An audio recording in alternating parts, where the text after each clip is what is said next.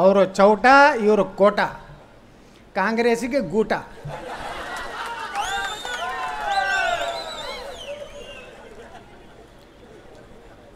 ಹತ್ತು kg ಅಕ್ಕಿ ಬೇಕಾ ಬೇಡವಾ? 10 ವರ್ಷದಲ್ಲಿ ಏನು ಮಾಡಿದ್ದಾರೆ ಅಂತ ಕೇಳ್ತಾರೆ ನಮ್ಮ ಕಾಂಗ್ರೆಸ್ನವ್ರು. ಇವ್ರು 50 ವರ್ಷ ಏನು ಮಾಡಿದ್ರು?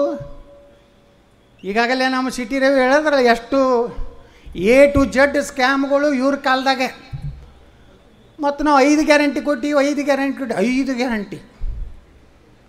10 kg ಅಕ್ಕಿ ಬೇಕಾ ಬೇಡವಾ? ಆಯ್ತು, 10 kg ಯಾರು ಕೊಟ್ರಪ್ಪ? 5 kg ನಮ್ಮದೇ ಬರ್ತೈತಿ. ಸಿದ್ದರಾಮಯ್ಯನವ್ರು ಹೇಳ್ತಾರೆ, ನಾನು ಹೇಳಿದೆ ವಿಧಾನಸಭೆಯೊಳಗೆ, ಎಲ್ಲಿದೆ ನನ್ನ 10 kg? ನುಡಿದಂತೆ ನಡೆದಿದ್ದೇವೆ, ನಡೆಯುತ್ತೇವೆ, ಮುಂದೇನು ನಡೆಯುತ್ತೆ. ಎಲ್ಲಿ ನಡೆದೇವ ಮಾರ್ಯಾಯ? 10 kg ಒಂದು 5 kg ರೊಕ್ಕ ಕೊಡ್ಲಾಕತ್ತಿ. ಹಾಂ, ಅದು ಸರಿಯಾಗಿಲ್ಲ. ಇನ್ನೊಬ್ಬ ಪುಣ್ಯಾತ್ಮ ಹೇಳ್ತಾನೆ, DRI ಜೈಲ್ನಾಗ ಇದ್ದು ಬಂದವ, 15 ಲಕ್ಷ ಎಲ್ಲಿ ಹೋಯ್ತು? ನಿನ್ನ ಆಸ್ತಿ ಮಾಡಿದ್ರೆ ಎಲ್ಲರಿಗೆ 15 ಲಕ್ಷ ಬರ್ತದೆ ಕರ್ನಾಟಕ ಜನರಿಗೆ. ಎಷ್ಟು ಆಸ್ತಿ ಅದು? ಮನೆ ಕನಕಪುರ ಲೋಕಸಭಾ ಅಭ್ಯರ್ಥಿಗಳ 5 ವರ್ಷನಾಗ 249 ಕೋಟಿ ವೃದ್ಧಿ. ಇದು ಲೀಗಲಿ. ಇನ್ನೇನು ಯಾವ್ಯಾವ ಅಮ್ಮನ ಹೆಸರಲ್ಲಿ ಯಾರ್ಯಾರ ಹೆಸರಲ್ಲಿ ಎಲ್ಲೆಲ್ಲ ಅದಾವು ಏನೋ ಗೊತ್ತಿಲ್ಲ.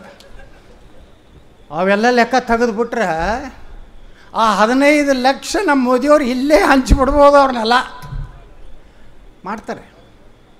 ಈ 10 ವರ್ಷ ಇದೇನತ್ತಾರಲ್ಲ, ಅದೇನೋ ಟ್ರೈಲ್ ಏನು, ಹಾಂ, ಏಟೋ ಟ್ರೇಲರ್ ಹೇ. ಇದು 10 ವರ್ಷ ಓನ್ಲಿ ಟ್ರೇಲರ್. ಮುಂದಿನ 5 ವರ್ಷ ಫುಲ್ ಪಿಕ್ಚರ್ ಹೇ. ಯಾವ ನನ್ನ ಮಗ ಯಾವ ಪಾರ್ಟಿಯಾಗೂ ಭ್ರಷ್ಟನ ಯಾರು ಮುಂದಿನ ಸಲ ಉಳಿಸ್ಲಿಕ್ಕಾಗೋದಿಲ್ಲ. ಇವತ್ತು ಕೇಜ್ರಿವಾಲ ಹೋಗೋಣ, ಮುಂದಿನ ಸಲ ಡಿಂಗ್ರಿವಾಲಾನು ಹೋಗ್ತಾನೆ. ನಾವೆಲ್ಲರೇ ರಕ್ಷಣೆ ಪಡೆದಿದ್ದು ಇವತ್ತು ಯಾರು ಮೂರ್ಖರು ತಿಳ್ಕೊಂಡಿದ್ರೆ ನರೇಂದ್ರ ಮೋದಿ ಯಾರಪ್ಪಗೂ ಬಿಡೋದಿಲ್ಲ. ದೇಶ ಉಳಿದ್ರೆ ನಾವು ಉಳಿತೀವಿ, ಹಿಂದುತ್ವ ಉಳಿತದೆ. ಅಯೋಧ್ಯ ರಾಮ ಮಂದಿರ ಯಾರ ಕನಸು ಮನಸ್ಸು ನಾವೇ ಹೋಗಿದ್ದೆ. 94ರಲ್ಲಿ ನಾನು ಅಯೋಧ್ಯಕ್ಕೆ ಹೋಗಿದ್ದೆ, ಕಾಶ್ಮೀರಕ್ಕೆ ಹೋಗಿದ್ದೆ. ನಾನು ನಿನ್ನೆ ಮೊನ್ನೆ ಬಂದು ಚಾಲ್ ಹಾಕ್ಕೊಂಡು ಇತ್ತು ಗಿರೇಕೆ ಅಲ್ಲ. ನಾವು ಹೋರಾಟ ಮಾಡೀವಿ, ನಾವು ಸೈಕಲ್ ಮ್ಯಾಗನೇ ಪಕ್ಷ ಕಟ್ಟೀವಿ. ಸುನೀಲ್ ಕುಮಾರ್ ಅವರೇ, ಅವಾಗೇನು ಹೆಲಿಕಾಪ್ಟರ್ ಇರಲಿಲ್ಲ, ಚಲೋ ಅಂಬಾಸಡರ್ ಕಾರ್ ಇರಲಿಲ್ಲ, ಬಾಡಿಗೆ ಕಾರ್ನಾಗೇ ಅಡ್ಡಾಡ್ತಿದ್ವಿ. ನಾವು ಕಟ್ಟೀವಿ, ನೀವು ಕಟ್ಟಿ. ಏನು ಕಟ್ಟೀರಿ ಅಂದ್ರೆ ಈ ದೇಶಕ್ಕೆ ತ್ಯಾಗ ಮಾಡಿದಂಥ ಅಟಲ್ ಬಿಹಾರಿ ವಾಜಪೇಯಿ, ಲಾಲ್ ಕೃಷ್ಣ ಅದ್ವಾನಿ ಏನೂ ಕಟ್ಟಲಿಲ್ಲ. ಪಂಡಿತ್ ದೀನ ದಯಾಳ್ ಉಪಾಧ್ಯಾಯರು ಒಂದು ರೈಲ್ವೆ ಸ್ಟೇಷನ್ದಲ್ಲಿ ಕೊಲೆಯಾಗಿ ಬಿದ್ದರಲ್ಲ, ಅವ್ರ ಪಕ್ಷ ಕಟ್ಟಲಿಲ್ಲ. ಏಕ ದೇಶ ಮೇನ್ ದೋ ನಿಶಾನ್ ದೋ ಸಂವಿಧಾನ್ ನಹೀ ಚಲೇಗಾ ನಹೀ ಚಲೇಗಾ ಅನ್ನಂಥ ಡಾಕ್ಟರ್ ಶ್ಯಾಮ್ ಪ್ರಸಾದ್ ಮುಖರ್ಜಿಯವರು ಭಾರತೀಯ ಜನಸಂಘ, ಭಾರತೀಯ ಜನತಾ ಪಾರ್ಟಿ ಕಟ್ಟಲಿಲ್ಲ. ಬಂಧುಗಳೇ, ನಾವ್ಯಾರು ಕಟ್ಟದವರಲ್ಲ, ಕಿಸದವರಲ್ಲ. ನಾವೆಲ್ಲ ಫಾಯ್ದೆ ತಿಂದವ್ರು.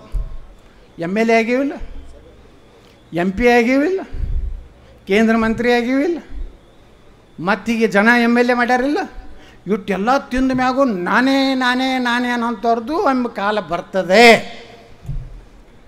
ಸಾಮಾನ್ಯ ಕಾರ್ಯ ನೋಡ್ರಿ, ಇವತ್ತು ಕರ್ನಾಟಕದಾಗ ಜಗಳ ಎದುರಿಸಲು ಜಗಳ. ನನ್ನ ಮಗನಿಗೆ ಟಿಕೆಟ್ ಕೊಳ್ಳೋಣ ತೀವ್ರ ಖಂಡಿಸುತ್ತೇನೆ, ಉಗ್ರವಾಗಿ ಖಂಡಿಸುತ್ತೇನೆ. ನನ್ನ ತಂಗಿಗೆ ಕೊಡಲಿಲ್ಲ, ನನ್ನ ಹಳೆಯಾಗೆ ಕೊಡಲಿಲ್ಲ, ನನ್ನ ಅಣ್ಣನ ಮಗ ಕೊಡಲಿಲ್ಲ. ಏನೇನು ನೀ ಒಂದು MLA ಆಗ್ತಿದ್ವಿ ಮೊದಲ, ನೀನು ಸೊಂಡಿ ನೋಡ್ಕೋ. ಪುಣ್ಯಾತ್ಮರು ಯಾರ್ಯಾರು ತಪಸ್ಸು ಮಾಡಿ ಕಾರ್ಯಕರ್ತರು ಈ ಪಕ್ಷ ಕಟ್ಟರು, ದುಡಿದ್ರು. ಎಷ್ಟೋ ಕಾರ್ಯಕರ್ತರು BJP ಇಷ್ಟು ಅಧಿಕಾರಕ್ಕೆ ಬಂದರು, ಅದರ ಸುಖ ಅನುಭವಿಸಲಿಲ್ಲ. ಅದರ ಒಂದು ಅಧಿಕಾರದ ಒಂದು ಸ್ಥಾನನೂ ಅಂಥವ್ರು ಸಿಗಲಿಲ್ಲ.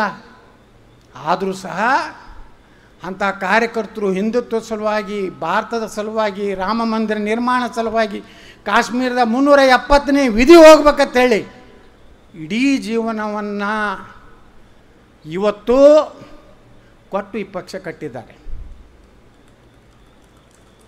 ಪ್ರಧಾನಮಂತ್ರಿಗಳು ಹೇಳ್ತಾರೆ, ವಂಶವಾದ, ಭ್ರಷ್ಟಾಚಾರ, ಅಡ್ಜಸ್ಟ್ಮೆಂಟ್ ಇನ್ಮ್ಯಾಗ ನಡೆದಿಲ್ಲ. ಇದು ಪೂರ್ತಿ ಸಮಾಪ್ತಿ ಆಗಬೇಕಾದ್ರೆ 2024ಕ್ಕೆ ಮತ್ತೆ ನರೇಂದ್ರ ಮೋದಿಯವರು ಆರಿಸಿ ಬರಬೇಕು ಅಂದಾಗ ಇವೆಲ್ಲ ಹೋಗ್ತವೆ. ಅದು ಏನದು ರಾಹುಲ್ ಗಾಂಧಿ ಬಟಾಟಿಯಿಂದ ಬಂಗಾರ ತೆಗಿತಾನೆ.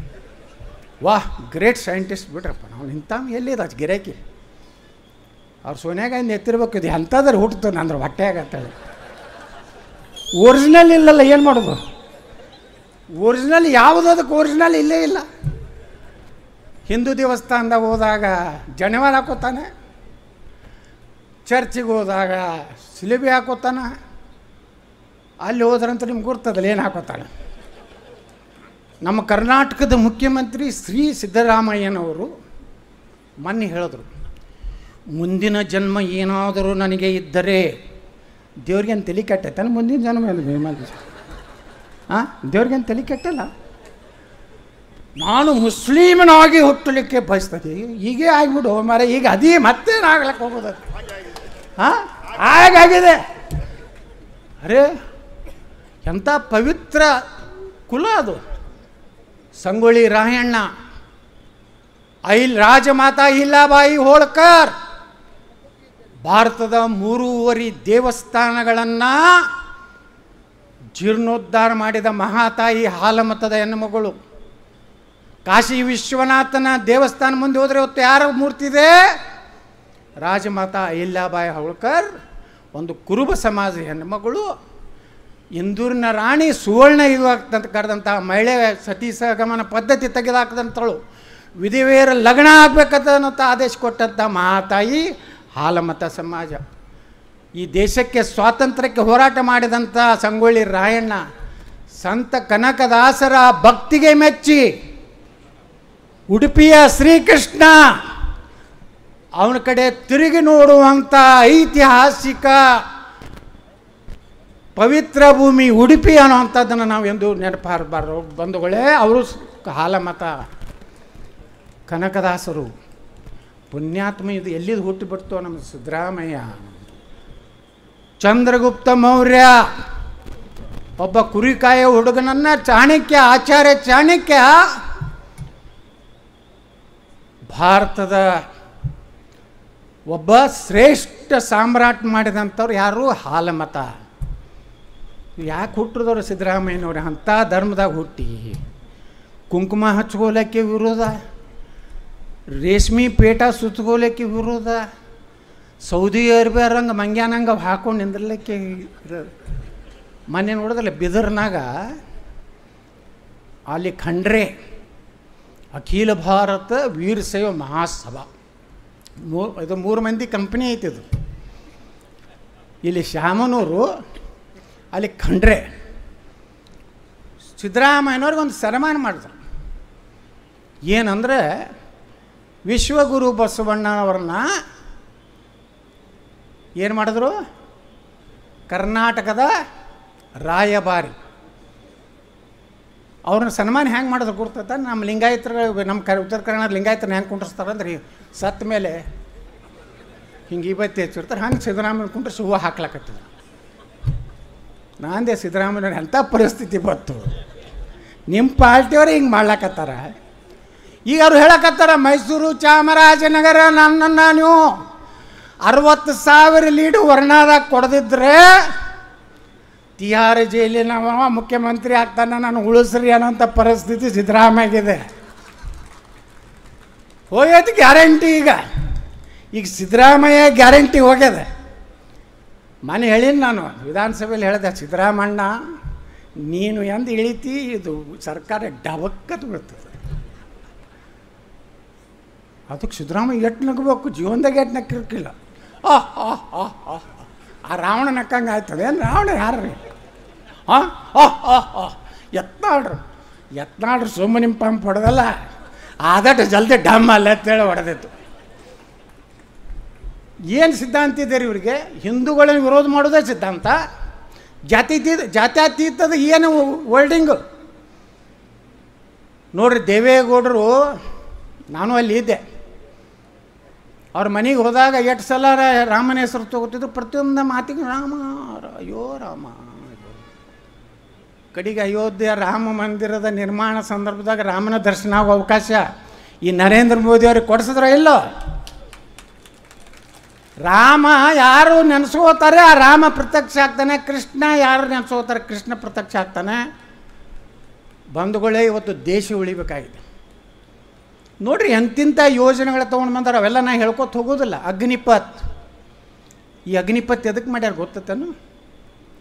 ಮುಂದೆ ಒಂದು ದಿವಸ ಹಿಂಗೆ ಬರ್ತೈತೆ ನಮ್ಮ ಹಳ್ಳಿಗಳಲ್ಲಿ, ನಮ್ಮ ನಗರಗಳಲ್ಲಿ ಈ ದೇಶದ್ರೋಹಿಗಳ ಒಂದೇನು ಟೀಮ್ ಇದಲ್ಲ, ಪಾಕಿಸ್ತಾನ ಪರವಾಗಿ ಘೋಷಣೆ ಕೊಡುವಂಥ ತಾಯಿಗಂಡರು ಸಂವಿಧಾನಾತ್ಮಕ ವರ್ಡ್ ಆಗಿದೆ ಮೊನ್ನೆ ಶಾಸನ ಸಭೆಯಲ್ಲಿ. ಮೊದಲು ಇರಲಿಲ್ಲ. ಅದಕ್ಕೆ ನಮ್ಮ ಸ್ಪೀಕರ್ ಹೇಳಿದ್ರು, ಏನು ಬೇಕಾದ ಹೊಡ್ರಿ, ಪಾಕಿಸ್ತಾನ ಪರವಾಗಿರೋ ಬೇಕಾದ ಬೈರಂದರು. ನಾನು ಸಿಕ್ಕಾಯಿತು, ಅದಕ್ಕೆಲ್ಲ ಹೊಡೆದ್ಬಿಟ್ಟೆ.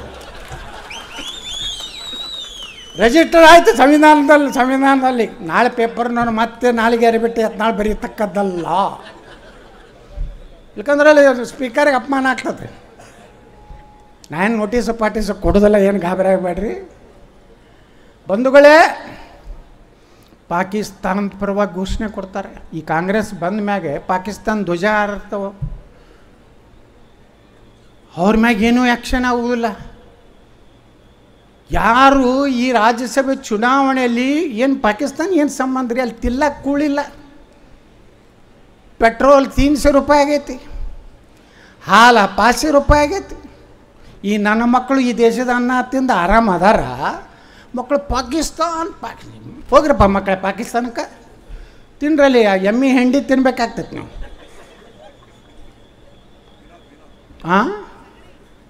ಈ ದೇಶದ ಅನ್ನ ತಿಂದು ನೋಡ್ರಿ, ಹೀಗೆ ಇಟ್ಟು ಧೈರ್ಯ ಇದೆ ಅವರಿಗೆ. ನಾಳೆ 50% ಆದ್ರೆ ನಮ್ಮ ಗತಿ ಏನದ ಹಿಂದೂಗಳದು? ರಾಷ್ಟ್ರೀಯ ಶಿಕ್ಷಣ ನೀತಿ ತೊಗೊಂಡು ಬಂದೀವಿ. ಪುಣ್ಯಾತ್ಮ ಈ ರಾಜ್ಯದ ಶಿಕ್ಷಣ ಮಂತ್ರಿ ಹೇಳ್ತಾರೆ, ನಾವು SCP ತರ್ತೀವಿ, NEP ಬೇಡ, SCP ತರ್ತೀನಂತ. ಏನದು? ನಾವೇನು ಹೇಳಿದೀವಿ? ರಾಷ್ಟ್ರೀಯ ಶಿಕ್ಷಣ ನೀತಿಯಲ್ಲಿ ಹೊಸ ವಿಚಾರಗಳನ್ನು, ಸಂಶೋಧನೆಗಳನ್ನು ನಮ್ಮ ಮಕ್ಕಳಿಗೆ ಕಲಿಸಬೇಕು. ಪೃಥ್ವಿರಾಜ್ ಚೌಹಾಣ್, ಮಹಾರಾಣಾ ಪ್ರತಾಪ್, ಅಹಿಲ್ಯಾಬಾಯಿ ಹೋಳ್ಕರ್, ಛತ್ರಪತಿ ಶಿವಾಜಿ ಮಹಾರಾಜರು, ಮಹಾತ್ಮ ಬಸವೇಶ್ವರ, ಸಂಗೊಳ್ಳಿ ರಾಯಣ್ಣ, ಇಲ್ಯಾರು ಕೋಟಿ ಚೆನ್ನಯ್ಯನವರು, ಇಲ್ಲೇ ಪಕ್ಕದ ಕೆಳದಿ ಚೆನ್ನಮ್ಮನವರು, ಇವ್ರ ಇತಿಹಾಸ ನಮಗೆ ಕಲಿಸ್ಬೇಕು.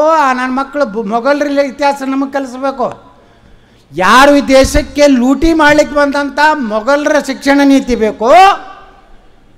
ಭಾರತಕ್ಕಾಗಿ ಸ್ವಾತಂತ್ರ್ಯ ವೀರ ಸಾವರ್ಕರ್, ಭಗತ್ ಸಿಂಗ್, ಚಂದ್ರಶೇಖರ್ ಆಜಾದ್, ನೇತಾಜಿ ಸುಭಾಷ್ ಚಂದ್ರ ಬೋಸ್, ಲಾಲಾ ಲಜಪತ್ ರಾಯ್, ಮದನ್ ಲಾಲ್ ಧಿಂಗ್ರಾ ಕಲಿಸ್ಬೇಕು. ಏನು ನೆಹರು ನಂತರ ರಾಜೀವ್, ನಡಬರ್ಕ ಸಂಜಯ. ನೋಡ್ರಿ, ದಲಿತರು BJP ಬಂದರೆ ಸಂವಿಧಾನ ಬದಲಾವಣೆ. ಯಾವ ಕಾಲಕ್ಕೂ ನಮ್ಮ ನರೇಂದ್ರ ಮೋದಿಯವರು ಭಾರತದ ಸಂವಿಧಾನ ಬದಲಾವಣೆ ಮಾಡುವಂಥ ಕೆಲಸ ಮಾಡಲಿಕ್ಕೆ ಸಾಧ್ಯ ಇಲ್ಲ. ಅದು ಏನಾದರೂ ಭ್ರಮೆ ಇವತ್ತು ರಾಜ್ಯದಲ್ಲಿ ಜನರ ಮುಂದೆ ಇಟ್ಟರೆ ತೆಗೆದಾಕ್ರಿ. ಇವತ್ತೇನಾದರೂ ಪಂಚತೀರ್ಥಗಳು, ಡಾಕ್ಟರ್ ಬಾಬಾ ಸಾಹೇಬ್ ಅಂಬೇಡ್ಕರ್ ಹುಟ್ಟಿದ್ದು, ಶಿಕ್ಷಣ ಕಲಿತಿದ್ದು, ಅವರ 5 ಕ್ಷೇತ್ರಗಳನ್ನು ಇವತ್ತು ಪಂಚತೀರ್ಥ ಮಾಡಿದವರು ನಮ್ಮ ನರೇಂದ್ರ ಮೋದಿಯವರು. ಬಾಬಾ ಸಾಹೇಬ್ ಅಂಬೇಡ್ಕರ್ ಅವತ್ತು ಹೇಳಿದರು, ಭಾರತ ಪಾಕಿಸ್ತಾನ ವಿಭಜನೆ ಬೇಡ. ಒಂದು ವೇಳೆ ಭಾರತ ಪಾಕಿಸ್ತಾನ ವಿಭಜನೆ ಮಾಡೋದಾದರೆ ಇಲ್ಲಿರುವಂಥ ಎಲ್ಲ ಸಾಬ್ರನ್ನ ಕಡೆ ಕಳಿಸ್ರಿ, ಅಲ್ಲಿರುವಂಥ ಹಿಂದೂಗಳನ್ನು, ದಲಿತನ ಭಾರತ ತೊಗೊಂಡು ಬರ್ರಿ. ಭಾರತದಲ್ಲಿ ಇಸ್ಲಾಂ ಎಂದೂ ಸಹೋದರತ್ವ ಇಲ್ಲ.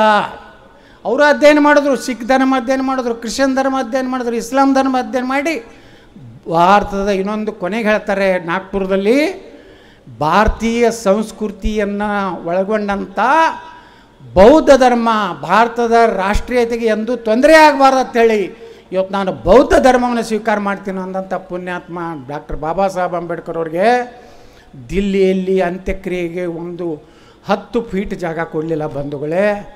ನೆಹರುಗೆ 79 ಎಕರೆ, ಇಂದಿರಾ ಗಾಂಧಿಗೆ 54 ಎಕರೆ, ರಾಜೀವ್ ಗಾಂಧಿಗೆ 29 ಎಕರೆ. ಅವರ ಏನದು ಸಮಾಧಿ ಐತಿರ ಏನೈತಿರ ಹೋಗಿ ಕುಂಡಿರ್ತಾರಲ್ಲ ರಘುಪತಿ ರಾಘವ, ಅದನ್ನು ತಿದ್ದಿಬಿಟ್ರು. ಅಲ್ಲೋ ತೀರ ಎಲ್ಲಿ ಅಲ್ಲ ರೀ, ನಮ್ಮ ಒರಿಜಿನಲ್ ಹಾಡೇ ಬೇರೆ ಐತಿ, ಇವ್ರು ಬೇರೆನೇ ಕಟ್ಟದಾರ. ನಾವು ಹಿಂಗೆ ಮಾಡಿ ನಮ್ಮನ್ನೆಲ್ಲ ಏನು ಮಾಡಿಬಿಟ್ರಂದರೆ ಹಿಂದೂಗಳು ಇವತ್ತು ಸ್ವಾಭಿಮಾನದಿಂದ ಒಂದು ಭಾರತ ನಿರ್ಮಾಣ ಆಗಿದೆ. ಅದಕ್ಕಾಗಿ ಬಂಧುಗಳೇ ಮುಂದಿನ ದಿವಸಗಳಲ್ಲಿ ನಾವೆಲ್ಲ ಮತದಾನ ಹೆಚ್ಚು ಮಾಡಬೇಕು. ಲೋಕಸಭೆ ಅಂದ್ಕೊಳ್ಳಿ ಮತದಾನ ಕಡಿಮೆ ಆಗ್ತದೆ. ಹೆಚ್ಚು ಹೆಚ್ಚು ಮತದಾರರು, ಇದು ನನ್ನ ಕೆಲಸ, ನನ್ನ ಧರ್ಮದ ಕೆಲಸ, ನನ್ನ ದೇವರ ಕೆಲಸ, ನನ್ನ ರಾಷ್ಟ್ರದ ಕೆಲಸ.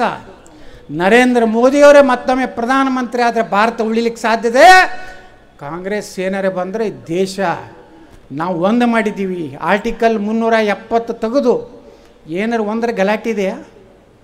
ಅಲ್ಲಿ ಪಾಕ್ ಆಕ್ಯುಪೈಡ್ ಕಾಶ್ಮೀರ ಜನ ಹೇಳಕತ್ತಾರೆ, ಪಾಕಿಸ್ತಾನದ ಜನ ಹೇಳಕತ್ತಾರೆ हमको नरेंद्र मोदी जैसा प्रधानमंत्री चाहिए, ये हराम खोर शरीफ नहीं चाहिए, ये हराम खोर भुट्टो नहीं चाहिए. ಅಲ್ಲಿ ಹೇಳ್ತಾರ, ಇಲ್ಲಿ ಹರಾಮ್ ಖೋರ್ಗಳು हमको ಪಾಕಿಸ್ತಾನ್ चाहिए.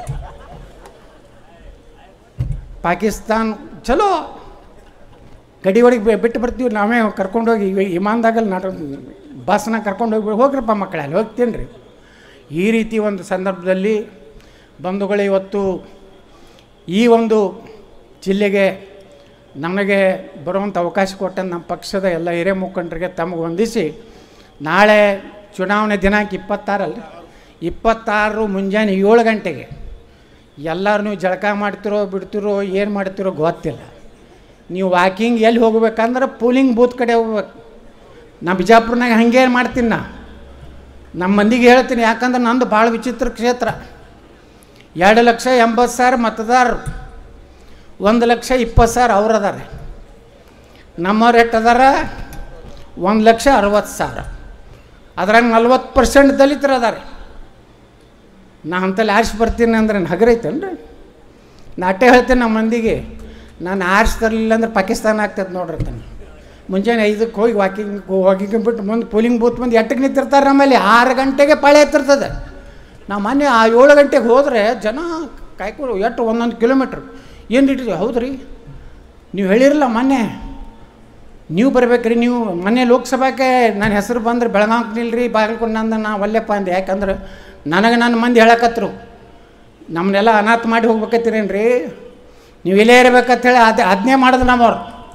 ಹೀಗಾಗಿ ಆ ಲೋಕಸಭೆ, ಯಾಕಂದ್ರೆ ನಾನು ಅಟಲ್ ಬಿಹಾರಿ ವಾಜಪೇಯಿ ಕಾಲದಲ್ಲೇ ಮಂತ್ರಿಯಾಗಿ ದಿಲ್ಲಿ 10 ವರ್ಷ ನೋಡಿ ಬಂದೀನಿ. ಈಗೇನು ಕುಸ್ತಿ ಹೊಡಿದು ಕರ್ನಾಟಕದಾಗೆ ಹೊಡಿತೀನಿ. ನಿಮ್ಮೆಲ್ಲರ ಆಶೀರ್ವಾದ ಇರಲಿ. ನೇರ ದಿಟ್ಟ ನಿರಂತರ ಅವಿರತ ನಾ ಇರ್ತೀನಿ ಅಂತೇಳಿ ನಾನು ಮಾತು ಮುಗಿಸ್ತೀನಿ. ಜೈ ಹಿಂದ್, ಜೈ ಕರ್ನಾಟಕ.